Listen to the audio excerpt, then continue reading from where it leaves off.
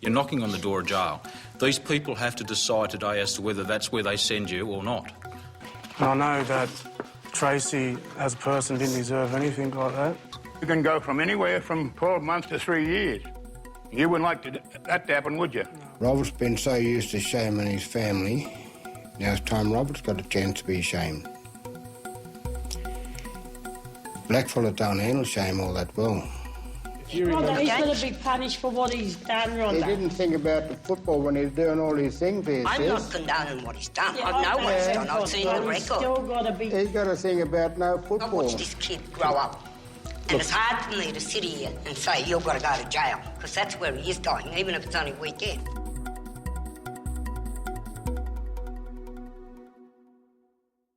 The Circle Sentencing Court was established in Nowra in 2002 through an initiative of the Aboriginal Justice Advisory Council.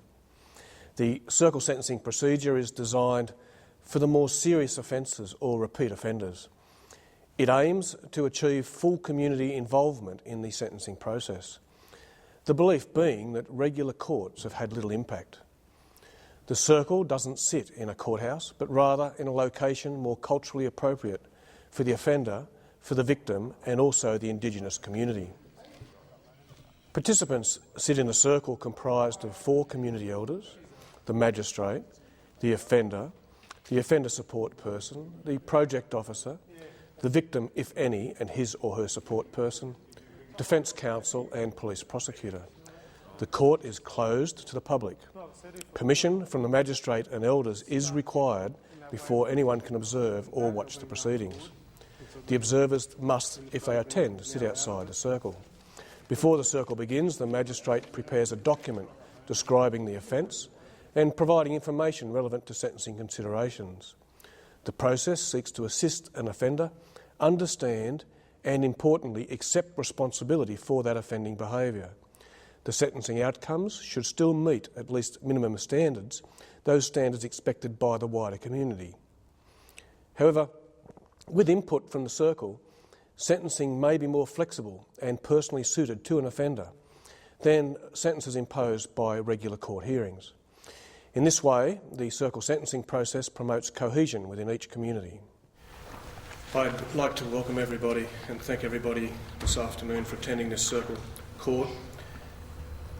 We are actually reconvening an earlier Circle from the 17th of May this year. Everyone is entitled to talk about matters relevant to the offending behaviour. This includes the offender, the Circle members. They all discuss what would be an appropriate sentence. The Circle typically considers only one offender at a hearing, and it convenes fortnightly. The project officer provides each Circle with information relevant to the offender's progress. The intended outcome is a sentence that will promote healing by virtue of its real relevance to the offender. Relevance also to the victim and the community, all of whom will have made some contribution to the sentence. To commence proceedings, the facts are read aloud to the Circle, and in this case the offender has pleaded guilty to a number of assaults upon his partner, contraventions of apprehended violence orders, and further violent and drug-related offences.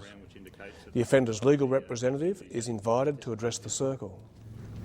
He attended a number of courses, including anger management and personal development program, which he got a certificate for, and also Tai Chi, which he did the first set of that. So I'll pass those around just for people to have. After this, the Circle deliberation commences with the elders. Do you understand the seriousness of these breaching those ABO orders? That carries a jail term? Do you understand that? You work yourself up, and look what you've done. You broke all those AVOs, you smashed the bloody plate glass window in the flat, and you kicked her in the groin, you slapped her on the head when she had the baby. 1, 2, 3, 4 AVOs breached. And how many times you harassed this woman? Heaps of times. There are no complex legal terms here. The language is Aboriginal English. It's easily understood by all participants. The elders probe in their own cultural way, often seeking the root causes of the offending behaviour. In many cases, the offending behaviour is not substance abuse, but stems from far deeper issues relating to an offender's personal history. The elders will consider these things in their deliberations on sentence and also associated remedial issues. When circle court is underway, the elders delve deeply into an offender's personal history. There's nowhere for an offender to hide.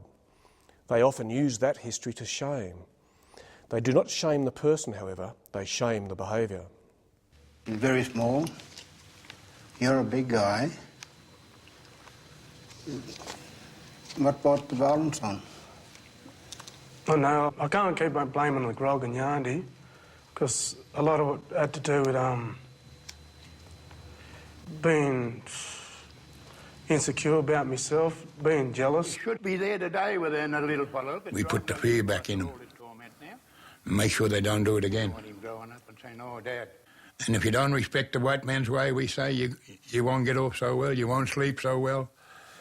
If you don't have respect for them, you haven't got respect for your mother, your father, or your uncles, or your grandfather or grandmother. I think it simply boils down to that. I said, shame. We always tell them, shame on you. And that's when they start crying a little bit, you know. I know now it was the wrong thing to do. And I know that Tracy, as a person, didn't deserve anything like that. I know that. It's harder than the courts, I reckon. It's hard because everything's all put on you, you know, like everything's on your shoulders, all eyes are on you, everything's directed at you. It's the shame will make the difference. Robert's been so used to shaming his family, now it's time Robert's got a chance to be ashamed. Blackfellas don't handle shame all that well. Appearing in regular court and speaking about one's offending can be fearful and meaningless to many Aboriginal people. The presence of elders or respected persons in circle court can be effective in imparting a positive and constructive notion of shame. This comes from Aboriginal people speaking to and supporting an offender, rather than coming from a more distant legal authority, an authority who may make offenders feel resentful of a non-Aboriginal system imposed on a person who feels that their life should be shaped by Aboriginal culture. I've also observed that shame experienced by an offender has a very real and deep impact, more than a regular court experience would ever offer. It's important to note that the shame is not being imposed by the elders, but rather comes from within the offender. This is a core difference between the regular court and the circle court. The elders are aware that once the offender has a change in attitude, then there will be a change in behaviour. And the traditional criminal justice system tends not to probe either deeply or widely enough. That's a big responsibility. When you get a woman, you get her pregnant, as a partner, you got to look after her. You know?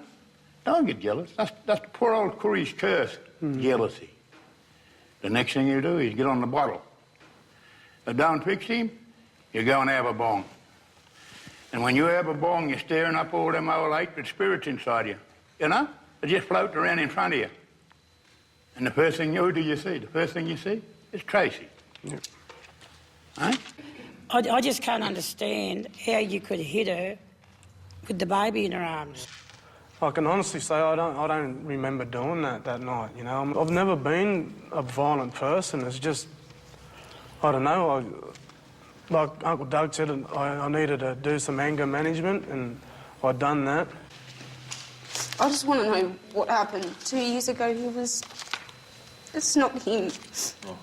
He was a totally different person 2 years ago. Like, no violence, no yelling, no swearing at me, no name calling, no nothing. And then all of a sudden it just... The elders are prepared to make difficult decisions. In this case, they're deliberating over whether an offender should be sentenced to full-time imprisonment or an alternative. And that'll be his chance to show himself as a father, because while he's on detention, he will not be able to have alcohol in the premises, no drugs or anything else. He can be random tested at 2, 3 o'clock in the morning, unbeknownst to him. If he really wants to help himself, 6 months for detention is not going to do. It's not going to be a long time. You reckon that's too stringent, Gary? In the context of where he is in his life, what he's done over the last period, it may be that in the scheme of things, the home detention is slightly higher than what the circle could be considering. Why? In what way? Tell me. Well, I mean, there are options such as community service, maybe a lengthy Section 9 bond. Yeah, but he's supervision. already had a bond, and he's broken that. Yeah, the Why, Section 9. why another one? Well, you can get a community service for those matters, and the serious matters, which involves the assaults on Tracy with the child. Well, can I ask Robert one question? Yes. What would you rather have, Robert? 500 hours community service or 6 months home detention? I can honestly say I'd go mad in that little unit up there. I wouldn't mind doing community service. Isn't it better just to put something back into the community, what people give me a chance to do? Initially, the elders may not agree on a sentence. The nature of that sentence is then deliberated with vigour until a consensus is reached. With him being at home all the time, wouldn't that set him... All right, yeah, Rob. 12 months weekend detention. 3 hours of detention. It's not up to you to tell us what it is anyway, but... I'm all for that, 12 months weekend detention. What about you, John? Yeah. You, Rhonda? I'm not sure. We can't get off for any less. Rhonda, you're not jailing him. You're getting not in upset. jail. I'm not. I just want answers. You're getting upset. You're not jailing him. It is jail. It is jail. He's not going to play football on the weekend. He's going to be locked up for the weekend. Rhonda, he's going to be punished for what he's done, Rhonda. He didn't think about the football when he was doing all these things there, I'm not condoning what he's done. I know what he's done. I've seen the record. Still got to be... He's got to think about no I football. watched this kid grow up. And it's hard for me to sit here and say, you've got to go to jail, because that's where he is going, even if it's only weekend. A failure to agree on a recommended sentence would see the matter returned to the regular court for a judicial officer to make a determination. In my experience, this is rare. The elders are given respect, which is parallel to the respect they would be given in the Indigenous custom. The result is a greater empathy for the court process and the difficulties facing the judicial officer in dealing with repeat offenders. On occasions, the prosecutor has been called upon to explain why the police responded in a certain way. This helps the elders understand the challenges for the justice system. A great benefit of this is that these elders take back to their community the learning experiences, and a deeper respect for the legal system is achieved. Before this came about, this circle sentencing, and before, I never ever sat down with a judge or a police prosecutor, one on, like I do today. And, I've begun to realise how much they have to put up with. It's changed my whole respect around for the law, Though I still got my own customary law and my own beliefs in my own cultural way, I still believe in that.